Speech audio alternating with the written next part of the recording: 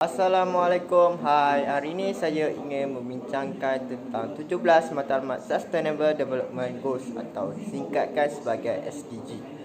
Okey, apa itu 17 matlamat SDG ini? SDG adalah suatu gagasan yang dibawakan oleh Pertubuhan Bangsa-Bangsa Bersatu bertujuan merealisasikan impian semua pihak bagi menepani masalah yang berlaku pada masa kini.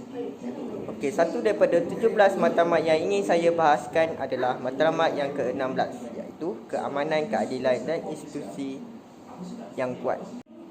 Matlamat ini dibuat bagi menggalakkan keamanan kepada masyarakat, termasuklah pembangunan lestari dan memberi penekanan kepada keadilan untuk semua. Tahukah anda, negara seperti Thailand, Kemboja, Myanmar, Vietnam dan Laos adalah negara yang pengeluar dan destinasi utama bagi aktiviti haram di rantau Asia Tenggara. Kebanyakan kanak-kanak yang diperdagangkan dalam industri pelacuran adalah melalui penipuan dan terdapat elemen paksaan dalam merekrut. Antara desakan yang dilakukan adalah berdasarkan faktor tuntutan desakan hidup ekoran dan ketidakselamatan ekonomi, pembangunan sosial, politik negara yang tidak stabil dan kurangnya pemudahan terhadap pendidikan menyebabkan kawasan-kawasan pedalaman negara Asia Tenggara berisiko tinggi menjadi masa eksploitasi kumpulan jenayah terancam. Oleh itu, undang-undang dan sistem perlindungan kanak-kanak yang berkesan memastikan bahawa kanak-kanak dilindungi dari pelbagai. Seterusnya, cara untuk matlamat ke-16 ini dilaksanakan ialah dengan mengurangkan semua bentuk keganasan dan kadar kematian yang berkaitan sangat ketara di mana-mana sahaja. Sasaran ini bertindak balas terhadap kebimbangan yang terlalu banyak negara di seluruh dunia. Orang hidup dalam ketakutan untuk hidup mereka yang punya tahap keyakinan yang berbeza-beza terhadap kemampuan pemerintah mereka untuk memastikan keselamatan fizikal mereka dan melindungi hak asasi mereka.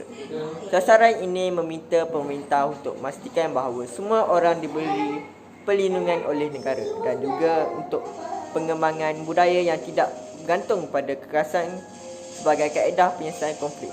Skop sasaran ini menyedari banyak bentuk kematian dan keganasan termasuk pembunuhan, kematian yang berkaitan dengan konflik serta kekerasan fizikal, psikologi dan seksual. Selain itu adalah dengan pelaksanaan pendaftaran kelahiran di seluruh dunia. Isu-isu mengenai identiti rasmi sering terjadi dan potensi seseorang untuk berinteraksi dengan pemerintah dan kemampuan pemerintah untuk merancang dan membuat anggaran dengan berkesan terhadap perkhidmatan asas. Di peringkat global, 2.4 bilion orang tanpa dokumen pengenalan diri yang sah, tanpa surat beranak, hampir mustahil bagi seorang untuk terlibat secara berkesan dengan perkhidmatan dan proses rasmi kerajaan. Kerana kekurangan dokumen pengenalan diri dapat menghalang akses ke pendidikan, pekerjaan, kesejahteraan dan juga menjadi sukar untuk menegakkan perlindungan kanak-kanak di bawah umur 18 tahun. Seterusnya ialah mempromosikan kedaulatan undang-undang di peringkat nasional dan antarabangsa dan memastikan akses yang adil kepada keadilan untuk semua. Sasaran ini difokuskan untuk memastikan bahawa negara mempunyai undang-undang dan sistem keadilan yang berkesan, adil dan dapat diakses untuk menjamin keselamatan dan perlindungan bagi semua orang dan mencari jalan penyelesaian yang betul bagi kesalahan jenayah dan sipil. Memperkukuhkan kedaulatan undang-undang memerlukan kedua-dua perundingan. Undang-undang yang adil, menghormati hak asasi dan penguasaan undang-undang tersebut dilakukan oleh institusi keadilan yang mampu menyiasat, mengadili dan membuat keputusan secara berkesan atas tuduhan melakukan jenayah. Kesimpulannya, matlamat pembangunan mampan ini dilihat mempunyai manfaat kepada banyak pihak dan usaha untuk meneruskan misi pembangunan mampan menjadi instrumen antarabangsa yang penting dalam mengukuhkan kerjasama sedunia.